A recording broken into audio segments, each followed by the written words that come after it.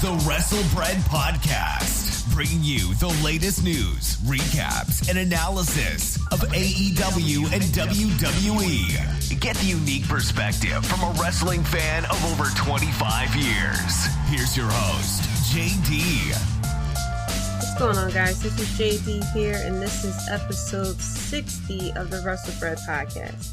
So I know I've been gone for like almost 2 weeks now, and I definitely apologize. I had all the attention to record consistently and go over the night 1 and night 2 of both Fyter Fest and the Great American Bash, but like I had said before, work has been crazy. My hours have changed. My hours are going to change again, so I'm going to have a lot more time in some mornings and more time at night, so hopefully I won't be home, not really late, but working long hours to the point that I get home and I feel tired, and then I conk out in the middle of wrestling, which is kind of what's been happening this past 2 weeks, which is why I haven't really been putting out a lot of episodes. Why I haven't put out an episode actually in the past 2 weeks, because I've been falling asleep in the middle of Fyter Fest, Great American Bash, SmackDown, or Raw. So I didn't have enough time either to watch it back. So luckily for the first time, I was actually off today. So I actually sat down and watched, enough programming so that I can give my 2 cents on everything and give my predictions for the horror show at Extreme Rules that's coming this Sunday. So a few things, just to go all the way back, with Fyter Fest and the Great American Bash. Both shows had its ups and downs. Night 1, I would have to say AEW put out a better show than NXT. And for night 2, I would say overall NXT was better than AEW. Night 1, I don't know. I felt as though NXT could have definitely done a lot better for that first night. The Fatal 4-Way Elimination match, I don't know. I just felt like that match, even though it was for 20 minutes, I felt as though the women kind of didn't have enough time to shine, especially with Candice LeRae and Mia Yim. The match with Rhea Ripley and Aaliyah wasn't really it didn't have no oomph to it, I guess I should say. Io Shirai and Sasha Banks match, of course, was really good. AEW's event, of course, it was pretty good because they had featured their tag team match. The women's division match was pretty good. I would have to say one of their better matches in quite a while. Even Cody Rhodes with Jake Hager was surprisingly good, because I don't really have that much high standards for Jake Hager. So with night 1, AEW featured 3 tag team matches, and of course I always say AEW is always really good with their tag team division. For night 2, we had Candice LeRae and Mia Yim, Johnny Gargano, Isaiah Swerve Scott. Of course, we had Keith Lee versus Adam Cole, where Keith Lee won both titles. There were some people who, felt this whole poor Adam Cole, but I think Adam Cole will be fine after losing the title. The Undisputed Era is still going on strong. I'm not quite sure what they have planned for him. Maybe he'll, go after the title again. Maybe he go on to something else. Who knows? But with night 2, we had Nyla Rose in a handicap match. Now, we had an 8-man tag team match, which was a lot of fun. It was pretty crazy as well. We also had a 6-man tag team match that was okay. And then we had Chris Jericho and Orange Cassidy. Now, I like Orange Cassidy. To be quite honest, I don't think he's really main event star power type of thing, but it was kind of cool for him to be in that main event and for that rivalry between him and Chris Jericho, which continued on to this past Wednesday as well. But overall, both shows were great.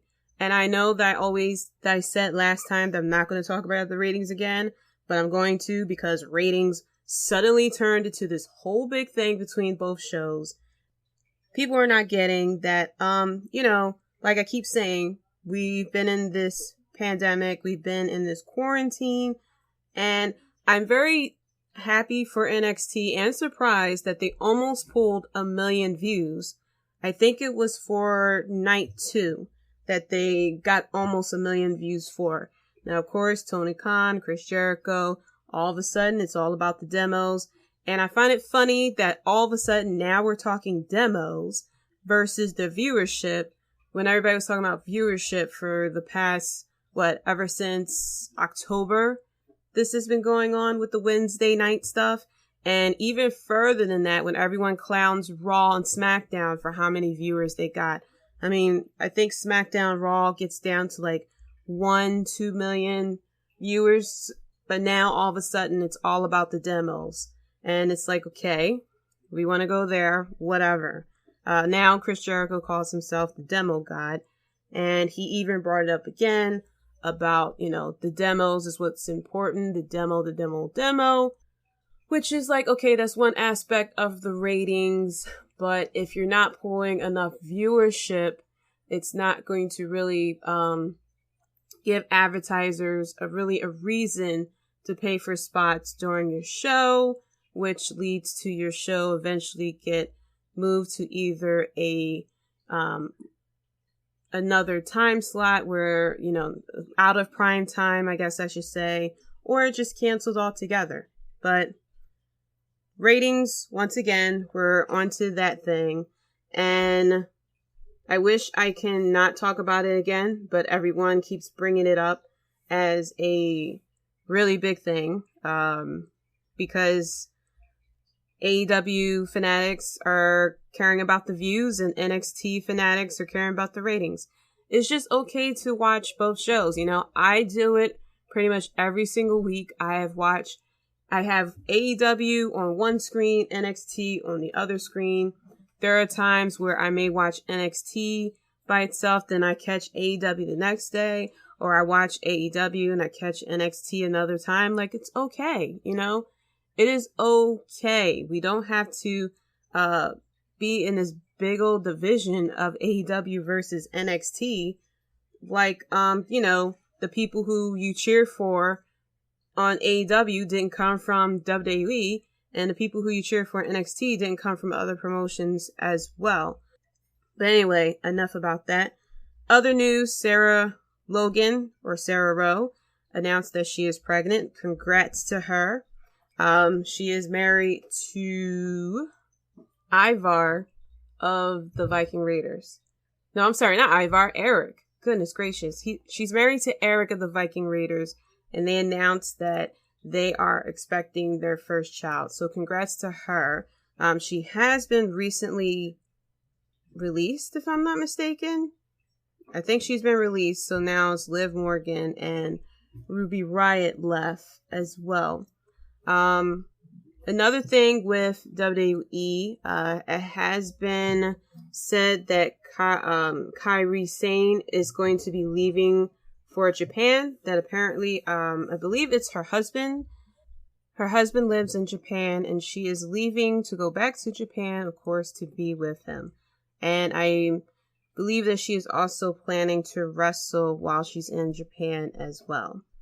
Another piece of news too, if you notice in the crowds, the quote-unquote fans in the Performance Center are now wearing masks, and that is due to Kevin Owens.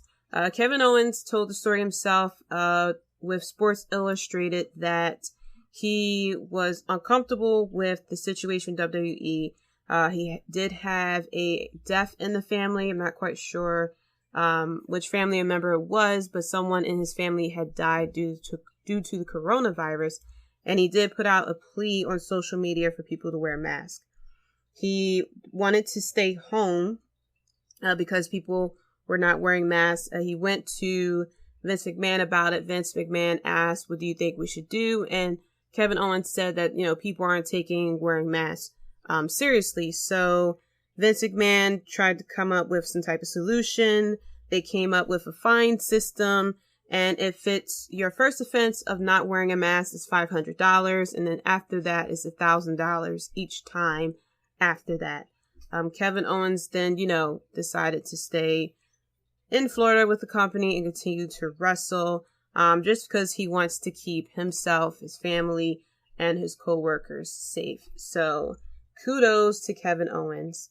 As far as what's going on here in Philly, I hope you are safe wherever you at, that you are doing what you can to be safe, to protect others, just so we can get back to somewhat of a normal life. I was thinking about today. I had a list of things that I wanted to do, goals and things like that, and just a list I wanted to do before my next birthday. And one of those things was to have a spa day. And I was sitting here thinking, like, how am I gonna have a spa day now? They haven't even implemented a plan of how that can happen. I mean, you have to wear a mask or something like that now. I get, like, how can you social distance when you're at a spa? So that came to mind. But as far as, like, news of what's going on, so where I work, my company decided to go into the green phase, quote unquote, which means that our doors are open. We can only allow but so many people in. People are encouraged to social distance. People must wear a mask, which is mandated by the governor. And of course, people have been coming in, quote unquote, forgetting their mask. For some reason, I don't know why people are acting like it's like they're coming into some type of club or something. Because what has been happening is people will be wearing the mask to come in. And then, like, one guy completely took the mask off and was about to put it in his pocket when I told him, yo, you gotta keep the mask on. And of course, there are people who pull off the mask to talk. There are people who, of course, is wearing it up to the nose. I'm sorry, if you hear a motorcycle in the background, one of my neighbors recently got a motorcycle and he loves to just drive around. And I swear he just gets on the motorcycle just to ride around the block. And he doesn't care what time it is. He just rides his motorcycle and then rubs it up 20 times and then drives off and then comes back and rubs it 20 times. So I apologize if you hear a motorcycle in the background. You probably hear it right now. But I had an instance of this woman. She was wearing a mask and she started saying how she is going to get a doctor's note, so she can't wear the mask because she has trouble breathing in the mask. It's harder for her to breathe in the mask than it is without the mask. And I'm like, well, you still got to wear the mask. She said, I know. I know it's to protect you. It's to protect my safety. I care about other people's safety. But, I just I'm going to get a doctor's note next time so I won't have to wear the mask. She forgot something in her car, so she went to go get it. And when she came back, for whatever reason, I guess something was caught up in her lungs or something, because she started having a serious coughing fit while she was wearing the mask. And she kept coughing and coughing and coughing and coughing. And then I finally, gave her stuff so she can get out. And I don't know, it's just very strange right now. They implemented in, Philly that they want kids to go back to school, but they're going to be going back part-time. So the kids will be going 2 days a week. And then the other 3 days, they'll be doing digital learning. And they want the kids to wear masks. They want the parents to take their temperature at home. They also are planning. I don't know. It doesn't make sense to me because you can't keep kids socially distant from each other, no matter how hard you try to do that. And there isn't really a very possible way to have a young child not touch their mask, not take off the mask, not rub their nose, rub their eyes. It's hard for adults to do it, and we expecting elementary school kids to be able to not do it at all. So, we're trying to figure out exactly what our kids' school is going to do, since the district had announced how they're going to do things. And I don't know, more likely they'll be doing online learning, because if it was bad enough back in March for the kids to stay home and the cases weren't even that high, and now that the cases are high, we want them to go back to school just because it's September. I don't know. It's just I just want everyone to just do what they need to do so we don't have to like constantly go through this. I'm sick and tired. Like, I don't like wearing masks. I have to wear it for 8 hours when I'm at work. I have to wear it because I'm on public transportation, and I'm tired of like, this is the new normal now. Like, I can't see family. I haven't really interacted with my mom for a couple of months because I'm an essential worker and she's elderly. You know, I want to be able to see my friends. I want to be able to see family. I want to be able to go out, you know, and it's just ridiculous that this is the state that we're at because, you know, everyone, like, not to turn this political, but this situation has turned political with, you know, the freedom and all that stuff. It's just like, do what you need to do so we can like stop it. We're the only country that is still really going through this at this extent. That's enough of my rant. Back to wrestling though. KO advocated for the masks, so hopefully that will slow down the cases with WWE. On the other side with AEW, we saw that on the past Fight for the Fallen, actually, that MJF wasn't wearing a mask, but I found out on Reddit that AEW is actually inviting fans to their shows. There was some fan, he took a picture of where he was sitting, was actually about 2 or 3 rows behind Tully Blanchard. And they've been giving out tickets to certain fans to come to the show, which I think is cool. You know, it kind of gives a more realistic vibe when you hear the crowd. They get their temperature check from what this person said. They get their temperature checked. They have to wear masks and they're like socially distant from each other. I know that WWE is looking to have fans back in the building. They said the end of September, but who knows? I think they should definitely push it back a little further because they are in Florida, first off. If they're planning to start shows down there, and if they're planning, especially if they're planning to start the whole 5 days a week, house shows, Raw, SmackDown, and everything like that, you know, just wait a little bit, you know, because it's a little crazy out here, you know, and hopefully, you know, we'll get somewhere. So on to another thing, actually, with switching over to AEW. Taz had revealed about, what was it, last week or the week before, the FTW Championship, which, if you are a fan of ECW, you should know the FTW Championship was actually introduced by Taz. Now, it's really slipped my mind that it was Taz's idea, and I thought that we would never see that title again because WWE owns ECW and everything with ECW. But when I found out about the title and I kind of like read up on it, that is actually Taz who has the rights to it. So it's actually his actual championship, which I thought is cool as hell that he introduced this title. Kind of give Brian Cage a little bit more oomph. But the thing is with the title was that he was facing Jon Moxley for the championship this week. And it felt like the FTW championship really didn't have, I don't know, it would have been like, it doesn't matter anymore. If Brian Cage was to win the title, then what happens to the FTW championship?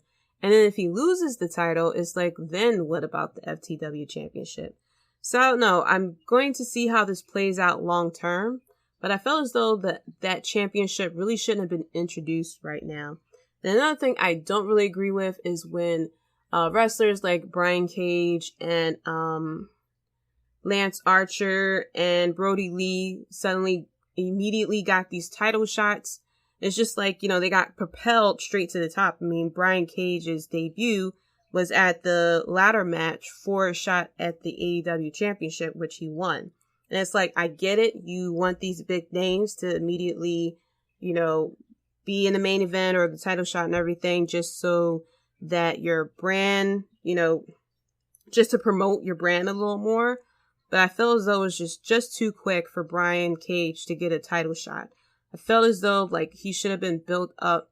Not really build up, but, you know, give him a bit more of a storyline so we can see who Brian Cage is with AEW.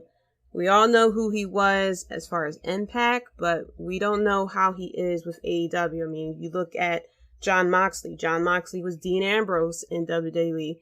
We didn't exactly know who he was with AEW. And, you know, yeah, he immediately got that title, pretty much got that title shot, and, you know, things got built up. But I want to know who Brian Cage is with AEW, especially that he has Taz by his side. And I felt as though it was just a little bit too quickly for him to get that title shot. And especially what happened at Fight for the Fallen, that Taz threw in the towel. Now, from what, I forgot where I watched it. Oh, I think it was the commentators, actually, or something like that. That when Taz threw in the towel, it's because he cared so much about Brian Cage. He didn't want Brian, because Brian Cage looked like he wasn't about to tap or something like that. And he was willing to, like, get his bicep hurt or whatever. And Taz threw in the towel because he didn't want he cared so much about his client. He didn't want his client to get injured again and then have to be sidelined for 5 to 10 months or so. I get it, but I don't get it, you know? So we'll see how this plays out next Wednesday, of how Taz explains his actions at Fight for the Fallen, but overall, Fight for the Fallen was a pretty good show as well. So now going on with WWE, this past SmackDown, one of the worst segments that a lot of people are saying, and I completely agree with, was the karaoke segment that featured Lacey Evans, Dana Brooke, Tamina, and Naomi. Of course, the whole segment was to promote Naomi versus Lacey Evans, but I don't know, I felt as though they could have done that a lot better. I feel as though the fact that they don't have an audience, WWE feels as though that they can do whatever they want. For example, this horror show at Extreme Rules. I was at Extreme Rules last year when it's in Philly, and, you know, thank goodness that there is no crowd at this show, because this show probably would have got booed out or something. Especially with that karaoke segment, that it wasn't done in front of a crowd, because that was definitely, I felt very strong Divas era vibes off of it. I was ready for them. It gave me slight PTSD. I was sitting there like, they're gonna eventually like rip each other's clothes off or something like that, and it turns to like a bra and panties match. That's how strongly I disliked that segment. Because what does that do for them? Okay, Naomi was singing and, you know, all that stuff. Dana Brooke showed that she couldn't sing. Tamina, like, belted out a few lines from the game. Lacey Evans was being Lacey Evans. And that segment really didn't do anything. I mean, it led to a match afterwards, but it's like they could have easily, I'd rather them do like a backstage segment where the 4 women were talking or something like that, and then it leads to something between Lacey Evans and Naomi. But that segment, it was dumb. It was straight dumb. It did nothing. So on to, I'm gonna get to the horror show Extreme Rules, which I found out, I could have sworn it was Extreme Rules, the horror show, but from what I read, they decided to change it to the horror show at Extreme Rules.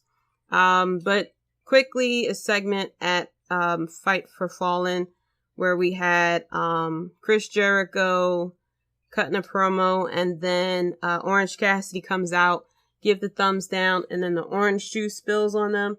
Ortiz in that segment was straight up gold. I mean, it definitely gave me like reactions, like WWE type vibes of how they would sit there and slip and fall and act like they couldn't get up type of situation. But it was pretty funny because he was the only one that was selling the orange juice. You remember how the last time when he was in the pool at the Stadium Stampede, he mentioned how he couldn't swim. So, you know, if you can't swim, you kind of panic a little bit whenever you like get doused with anything. Even Jericho sitting there telling him to get up, you stupid idiot. That segment was pretty funny. So now we're on to the horror show at Extreme Rules. And I have to say that I have low expectations for this pay-per-view, just simply for the name, The Horror Show at Extreme Rules. It's not October. We're nowhere near Halloween. So I don't know why we're calling it The Horror Show. I guess it has to do with two of these matches that was in it. This card and the stipulations for the card really does not give me Extreme Rules vibe. Yes, I am I'm an advocate for this Extreme Rules because I am from Philly. Yes, ECW. Yes, but you don't say Extreme Rules and then associate it with a horror show. Those two things don't match. I could see if we were close to Halloween, or, if WWE Studios put out some type of horror movie, or if it's like anniversary of Friday the 13th or something like that. But we are in the middle of July. Nothing right now screams out that there's anything that we have around here that indicates a horror show. So I don't get it. I really don't. But I'm going to go through my predictions. Let me pull up an updated list. Now, a rumor that I heard was that they're going to add a bunch more matches to this. So this is my predictions as of Friday morning when this episode will be released, before SmackDown comes along and before they start adding matches on Saturday or Sunday, whatever, because there isn't a pre-show for this match. And there is a match that was announced that I do not see on this list. But I'm going to start out with the bar fight of Jeff Hardy versus Sheamus. Now, I said this before, I really do not get why we are doing this type of storyline. I mean, Jeff Hardy has been known to have issues with alcohol and drugs, but for whatever reason, we are doing this match inside of a bar. I mean, I can see if he didn't have these type of issues in real life, but he has went through this, he relapsed quite a few times, and we're putting this guy who has problems with alcohol in a bar fight. I mean, it won't be alcohol there, but it'll be the simulation of a bar. The whole storyline is how, drinking and drugs, something like that. And of course, even if he wins and does this whole hoorah of how he overcame himself, it's like this dude, I'm sitting here this dude relapsed not even that long ago. I could see if this was 10 years ago or something like that, but he relapsed at least 3 years ago. And he relapsed before that. So I don't really understand why WWE, whatever writer or Vince McMahon himself sat down and decided, you know what, let's put Jeff Hardy in a feud with Sheamus and we're going to put it in a bar. And I really hope that this match doesn't give him any triggers. I really hope this match doesn't give him any triggers. Of course, he's going, I don't doubt that the match would be good. We know that Jeff Hardy's going to do some type of swanton bomb or something off of something. But just the dynamic of this storyline and the feud and the setting, it bothers me as a person. I know it's wrestling, but it bothers me as a person because this is someone who has issues with alcohol, and we're putting them in a situation that there could be another trigger. And that concerns me because when he relapsed, he really had a downward spiral. Luckily, it wasn't anything too bad. But still there was a downward spiral. But for this match, Jeff Hardy versus Sheamus, I'm going to go with Jeff Hardy. It really wouldn't, because Sheamus did defeat Jeff Hardy at, oh my gosh, I forgot the name of the pay-per-view. Backlash. He did defeat, was it Backlash? Yeah, it was Backlash. He defeated, Sheamus defeated Jeff Hardy at Backlash. And so I expect for Jeff Hardy to win here, and I really hope it ends the feud. I'd rather Jeff Hardy go and face somebody else, and just be done with this whole storyline once and for all. Next, we got Apollo Crews versus MVP for the United States Championship. MVP debuted a new United States Championship title. So I guess kind of we got champion versus champion, sort of, because they're both going to be bringing their titles here. I have a feeling that Apollo Crews will win. I would like for MVP to win. MVP has been doing a pretty good job since he came back to WWE. The storyline he's working as far as, with Bobby Lashley and trying to recruit a lot of different people. I'm going to go with MVP. I'm just going to go with who I want to win versus who I think will win this match. But I'm going to go with MVP to win this match.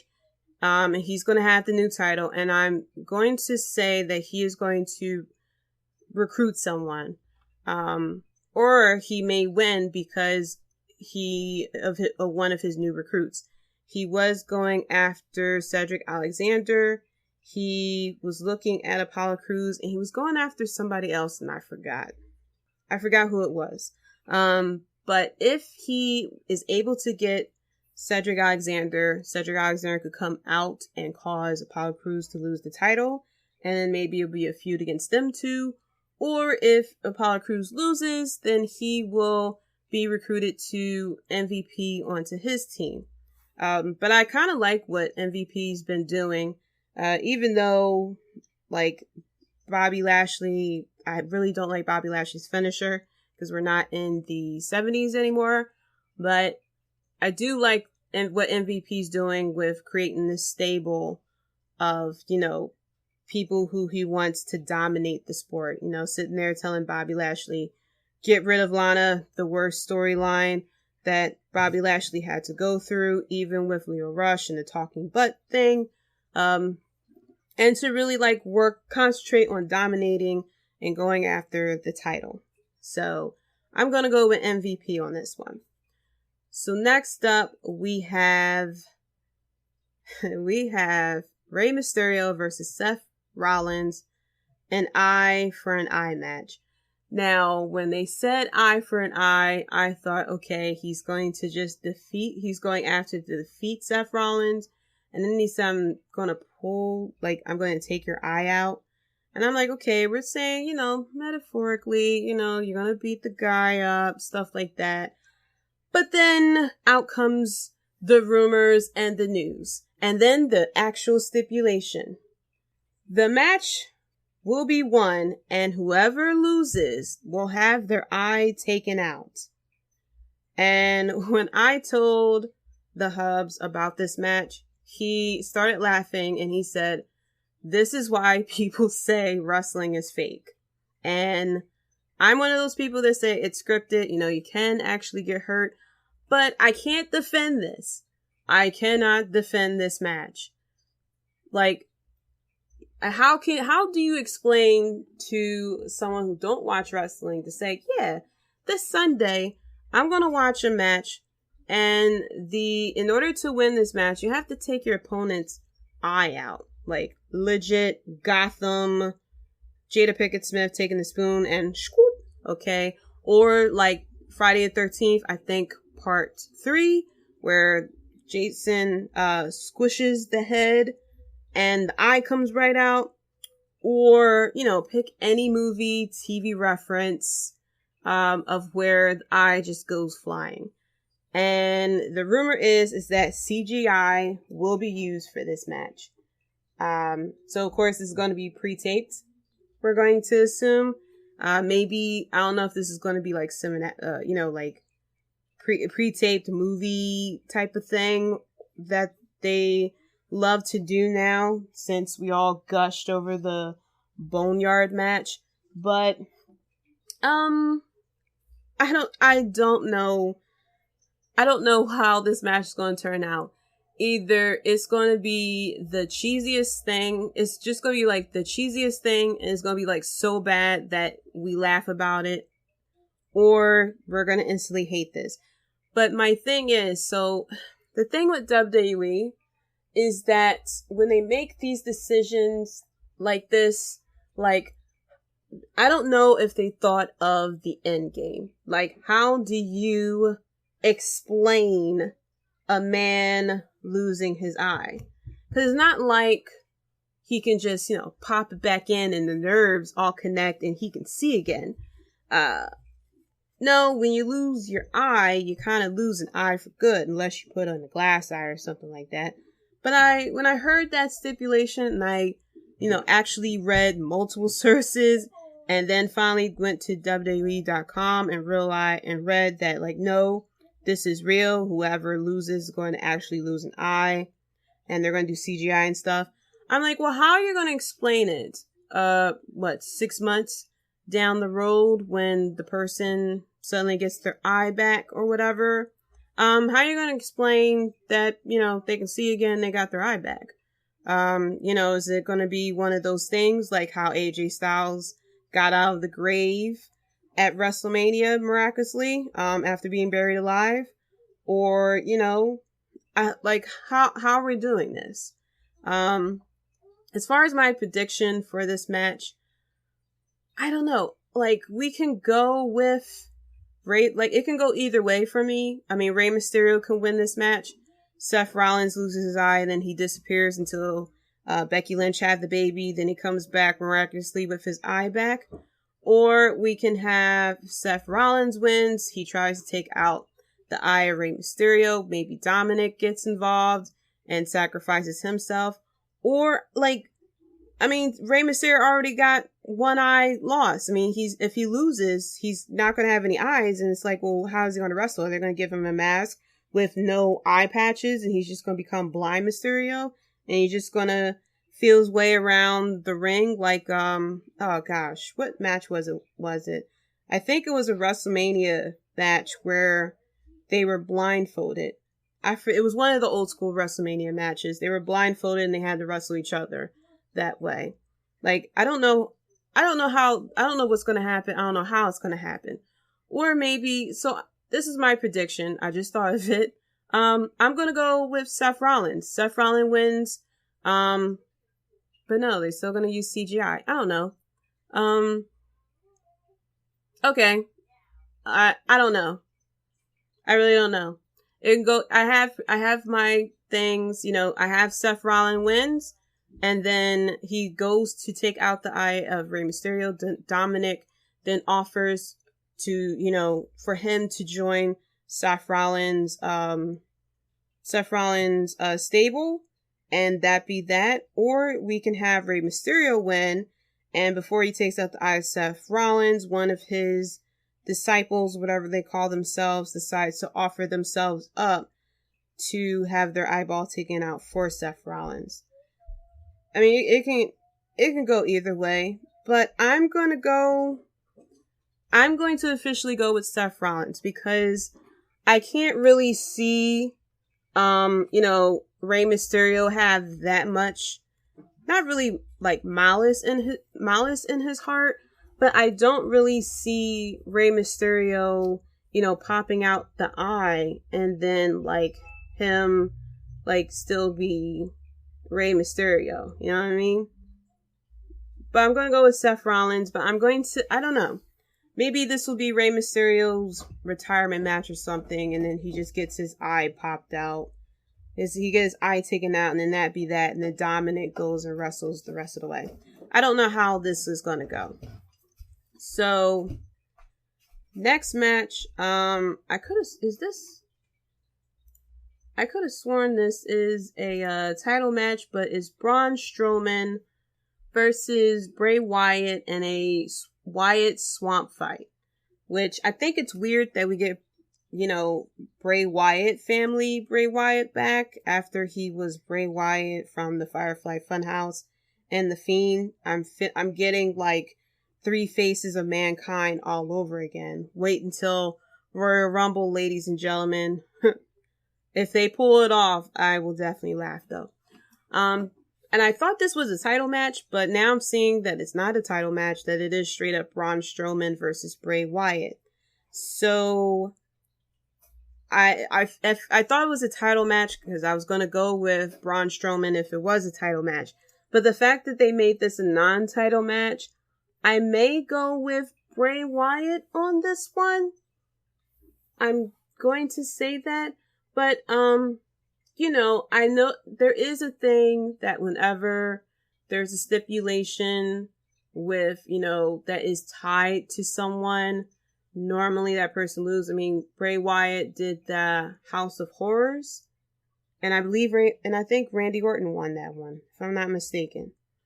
So I think that Braun Strowman may win this match, and then we would get The Fiend versus Braun Strowman after that. But I'm gonna go with Bray Wyatt. I'm gonna be wrong, and I'm okay if I'm wrong on this one. But the fact that it's a non-title match, I feel as though Bray Wyatt can win this without, you know, I think Bray Wyatt can win this without damaging Braun Strowman. Maybe we will get, you know, The Fiend to come out, especially if this is going to be cinematic. So we could get The Fiend come out. We could get the Firefly Funhouse Bray to come out, or it could be I don't know, one of the puppets or something. Like it's not like all members of the Wyatt family will be in the match. So it could be just like the Firefly Funhouse match. It could be just like that. So I'm gonna go with Bray Wyatt on this one, because I feel as though this is non-title. We could get something here, and I think that maybe one of the other faces of Bray Wyatt could appear in this match and cause Braun Strowman to lose and make Braun Strowman mad enough to want to do a match versus The Fiend after that. So next up we have the WWE Raw Women's Championship match, Asuka versus Sasha Banks. Now we have Bayley also, who is fighting for her championship, and it could be a possibility that we could have both Sasha Banks and Bayley as champions, but I don't think we're going to get that here, unfortunately, ladies and gentlemen. Of course, all signs point to Sasha Banks and Bayley at SummerSlam, which will not be in front of fans, sorry to say. But for this match, I'm going to go with Asuka. As much as people love for Sasha Banks to win a title and things like that, I don't think Sasha Banks is going to get the Raw Women's Championship. I think it's going to be her versus Bayley for the SmackDown Women's Championship. And I think Asuka's next match is going to be with Kiari Sane before she leaves the company. So I'm going to go with Asuka on this one. Maybe there, of course, will be an interference with either Bayley or even with Kiari Sane, coming into this match as well. But I'm going to go with Asuka to win the championship here. I don't think it's time for Asuka to lose the championship right now. After that, we have Bayley versus Nikki Cross for the WWE SmackDown Women's Championship. Cool that Nikki Cross finally gets her title shot like this. Bayley and Sasha Banks are pretty much, of course, once again, one of the focal point for the women's division, but that's kind of how it is with the women's division overall, that it's normally the 4 horsewomen who were always like the pinnacle right now. So I am going to go with Bayley to retain, and I'm going to go with either Sasha Banks do something to help Bayley win, and Bayley may not like that. But of course, some point after this pay-per-view, one is going to turn on the other. More likely Sasha Banks turning on Bayley, because Sasha Banks is a pretty good heel, and Bayley is pretty good as far as a face, I have to say. Even though she can sometimes get boring, but she's pretty good as a face. With Nikki Cross, there's going to be Alexa Bliss ringside, so Sasha Banks is going to do something to help her friend retain the title. Finally, we're going to have Drew McIntyre versus Dolph Ziggler for the WWE Championship. I don't think that they named the stipulation for this match. It has been rumored that it would be a table, ladders, and chair match. I don't know why they have a stupid pay-per-view called Table, Ladders, and Chairs, but I guess because of Extreme Rules, there has to be a chair involved, isn't it? And, you know, if this was like, I don't know, 2011, I think, 2011, 2012, 2010, I think that far back, you know, I would say Dolph Ziggler has an actual chance of winning WWE Championship. There would be fans that would really like for Dolph Ziggler to win the WWE Championship. But we are in the year 2020, and Dolph Ziggler is about as played out as his hair. Sorry to say, if you like the way his hair looks, you know, all for it, but his hair screams straight up like, I don't know, Saved by the Bell. He has been pretty much the same gimmick this whole time. You know, I'm a comedian on the side, but I like to wrestle. I can't wait to see his selling. I mean, he's always been a good seller, so I can't wait to see him sell the Claymore kick, where, you know, he's going to definitely look dead when he gets that kick.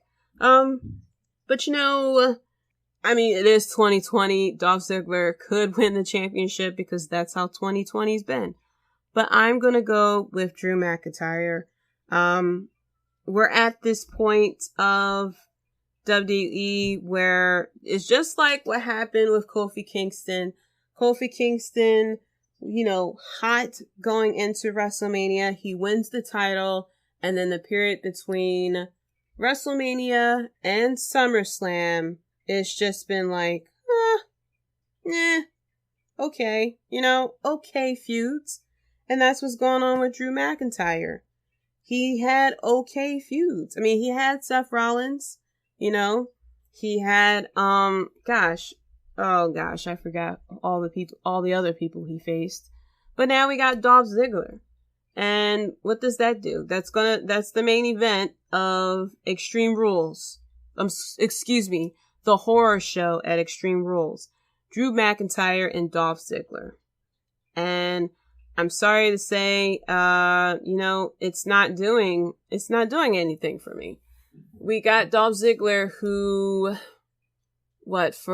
before the pandemic, was in a stable with Baron Corbin. He was teamed up with Bobby Roode, and that's all that we were getting, you know. So Dolph Ziggler getting a title shot, it's that time of the year. We're gonna go through something like this after SummerSlam, the period between SummerSlam and Royal Rumble, where, you know, you kind of just throw things together until you get to the major feud that you really want to go after. But I'm gonna go with, of course, Drew McIntyre on this one, because why? Dolph Ziggler's popularity and, you know, the biggest chance of actually winning the title was damn near a decade ago, I have to say. Let me see. I'm sorry, I corrected myself. I quickly looked it up. It was actually 2013. So if we were actually in 2013, 2014, where Dolph Ziggler was at the height of his popularity, then yeah, he would actually have an actual chance of winning the title. I don't know why I went so far back in my head. I don't know why I was thinking 2011. It was actually 2013 when Dolph Ziggler cashed in the title on that Raw after Mania, when people were chanting his name at WrestleMania and chanting his name the Raw after Mania, where he cashes in the title, and when he cashes in the briefcase and wins the title. If we were talking around those times, yeah, Dolph Ziggler has a chance at, you know, winning the WWE Championship. But now we're in 2020, 7 years after that. That's, you know, it's not happening. And if it happens, then I'm going to blame 2020. That's all. I mean, 2020 brought us all this crap for the past 7 months. And now we're at the point of 2020 that we're getting the horror show at Extreme Rules. Like, can you tell I hate that name? Can you tell I hate the name of this pay-per-view with a passion? I hate the name of the pay-per-view. There's nothing. Horror show and Extreme Rules do not go together. It doesn't. You can't say a horror show and Extreme Rules. I don't know. It just really bothers me, the name of this pay-per-view. And like I said before, I don't have high expectations for this pay-per-view, especially with the card and the stupid stipulations. The only extreme thing we're getting is a table, ladders, and chair match between Drew McIntyre and Dolph Ziggler, and a stupid bar fight between Sheamus and a recovering alcoholic. That's what we got for this year's Extreme Rules. Versus last year, when we had, Undertaker returning for a fantastic match. We had, Brock, we had even with the mixed tag team match, which was, I think that was a TLC match. We had Baron Corbin, who did one of the best spots of the night when he did the End of Days on Becky Lynch, and then turned to Seth Rollins and say, "What are you going to do about that, I think he said piece of shit." And then us chanting "Shane's a pussy" when he ran off when Undertaker grabbed the chair. Or when Paul Heyman came out and says, "I am Philadelphia. I am everything extreme. I'll be damned if I leave Philadelphia without doing something." Brock Lesnar's cashing in. Take it as a spoiler. And then Brock Lesnar actually goes in at the end of the night and cashes in the briefcase, thus making the pay-per-view that we paid money for, like, oh snap, something like unexpected. Well, not unexpected because Paul Heyman said it, but still, something unexpected happened. And then the thing was too, at that pay-per-view, I don't know if I mentioned it last year when I was talking about Extreme Rules, but if I was just one section over to the left, I would have had floor seats. Because that was the time period where, they weren't sold out. Sorry to say to the people out there. The pay-per-view then wasn't sold out. So they blacked out sections in the top row and then had people have floor seats. And the section to my left was blacked out. They moved all those people to the floor seats. And then for my section, it was like, enjoy the show. So if I had got my seats just one section to the left, I would have been on the floor. But I still had good seats, for the price that I paid.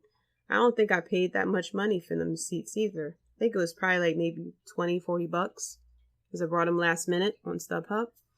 But we go from that pay-per-view to now this one, where we have a swamp match, possibly table, ladders, and chairs.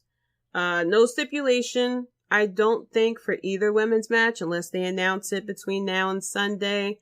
An eye for an eye match, eye, Popeye. And then, even the U.S. title match doesn't have a stipulation, and then we got a bar fight. So, I guess that's why they added the horror show. But it ain't, even with the horror show portion, I guess what? We're gonna get a CGI eyeball flying out of somewhere.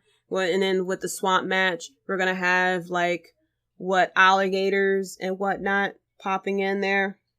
Music, creepy shadows in the swamp or something. Like, this pay-per-view doesn't scream horror or Extreme Rules. So, low expectations from this girl here.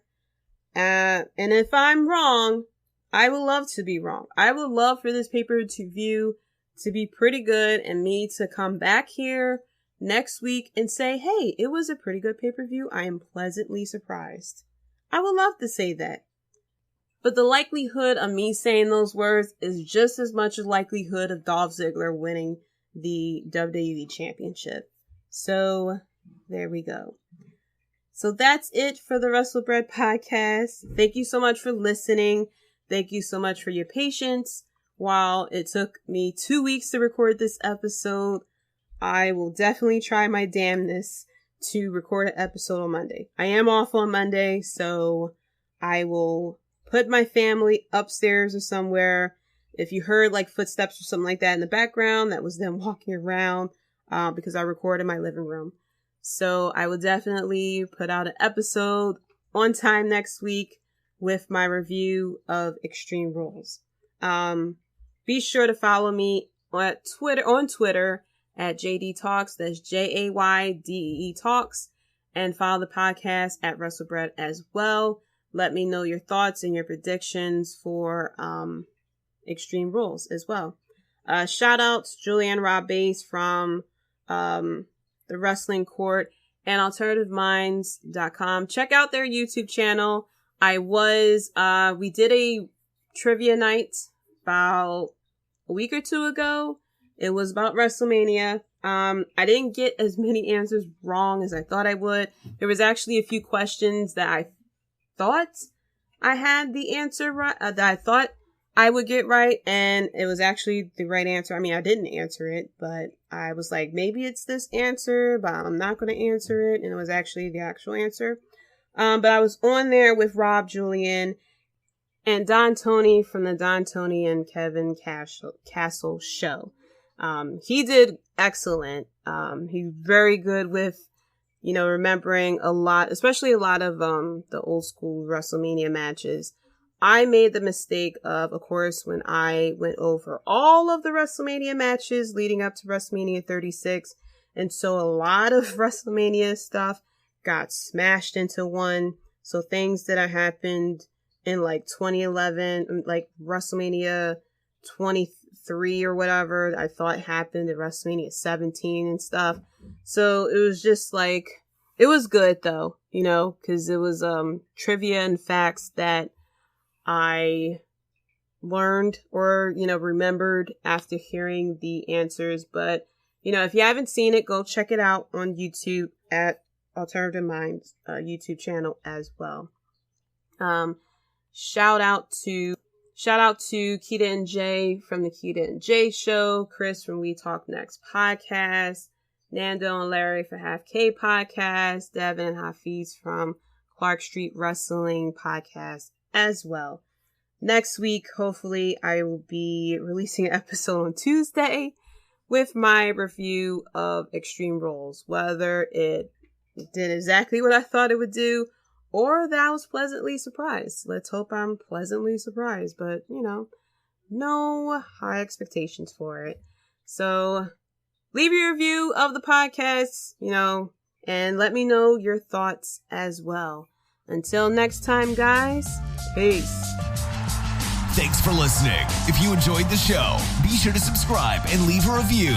Check us out at WrestleBread.com and subscribe to WrestleBread on YouTube for more breaking news and JD's opinions.